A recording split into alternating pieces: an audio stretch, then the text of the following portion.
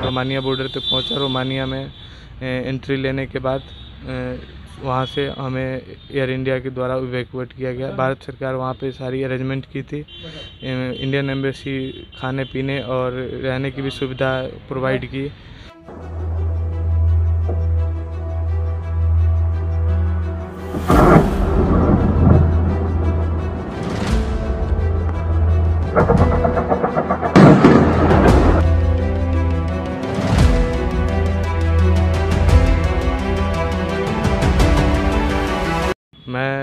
मैं 2 साल से विनित्सा यूक्रेन में मेडिकल की पढ़ाई करने गया था और मैं सेकेंड कोर्स का स्टूडेंट हूं। और अभी तत्कालीन जो सिचुएशन है, 2 देशों के बीच में वार चल रही है।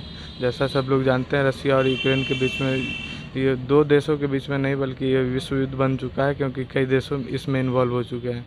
और तत्कालीन ये पहला हमला रसिया की ओर से 25 तारीख को यूक्रेन की राजधानी कीव में एयरपोर्ट पे की गई थी।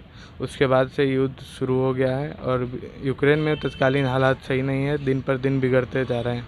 और मैं 25 तारीख को पहली बार ये हमले का खबर सुना। उसके बाद से मैं ये सोच रहा था कि अब यहाँ रहना सुरक्षित है कि नहीं। फिर मैंने घर यानी अपने देश जाने का फ़ैसला किया। उसके बाद मैं 27 तारीख को शाम को मैं वहाँ से अपनी गाड़ी से निकला और रोमानिया बॉर्डर तक पहुँचा, क्योंकि यूक्रेन के अंदर से किसी भी तरह का उड़ान पॉसिबल नहीं था। सारी उड़ान रद्द कर दी गई थी और बाकायदा एयर इंडिया जो लेने गई थी यहाँ से, इंडिया से बच्चों को, उसे भी वापस किया गया था। लेकिन ये सरकार बोली थी कि आप किसी और देश में पहुँचे, वहाँ से आपको निकाल लिया जाएगा।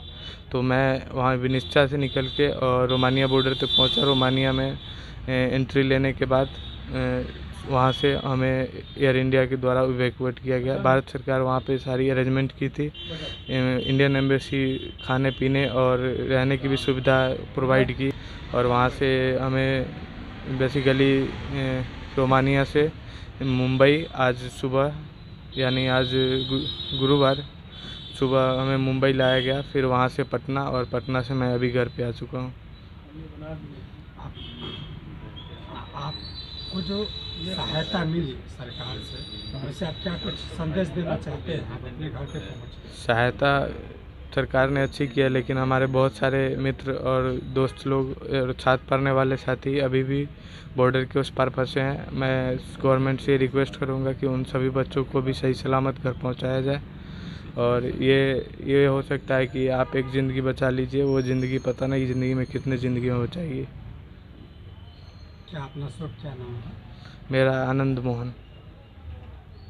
आज है कि आपके पुत्र आपके नज़दीक पहुंच चुके हैं, इससे पहले नहीं थे। और जो जंग जिस हिसाब से चल रही थी, आपके अंदर में किस तरह से फील कर रहे थे जब नहीं थे यहाँ पे? वो बहुत ज़्यादा बेचैन रहते थे। अंदर से यह विश्वास नहीं हो रहा था कि अब क्या होगा। जब फ़ोन से जिस समय बात होता था, उस समय बुझाता था जो बच्चा मेरा ठीक है, लेकिन फ़ोन का नेटवर्क ज्यों कटता था या बात नहीं हो पाता था, उस समय काफ़ी बेचैनी महसूस होता था। सरकार के आश्वासन पर कुछ समय के लिए तो संतुष्ट रहते थे, मगर जब तक के हमारे बच्चे हमारे हाथ में नहीं मिले हैं, तब तक के तो काफ़ी बेचैनी था। खुद को जाकर पटना एयरपोर्ट से खुद कलेक्ट करके अपने बच्चे को खुद ड्राइव करके लाएं। आप क्या महसूस फील कर रहे हैं? अब महसूस फील हो रहा है कि हमारा बच्चा हमारे साथ आ गया।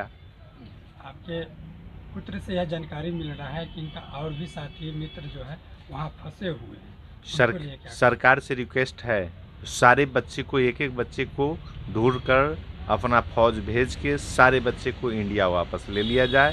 प्लस यदि जो बच्चे यूक्रेन में अब पढ़ना न चाहें, उनको भारत सरकार से रिक्वेस्ट है जो इंडिया में उस बच्चे को एजुकेशन के लिए कुछ सिस्टम लागू किया जाए, जो डबल सेशन करके, यानी जो यहाँ पहले से बच्चे को एडमिशन हो चुका है, उस बच्चे को क्लास कराने के बाद सेकेंड टाइम में कुछ टाइम देकर जो यूक्रेन में फंसे हुए बच्चे हैं, जो यूक्रेन से यहाँ आ चुके हैं, जिनका पढ़ाई डिस्टर्ब हो रहा है, उस कोर्स को पूरा करवाया जाए।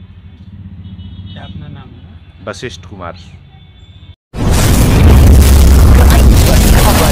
जो आपको दिखाता है सच का आईना।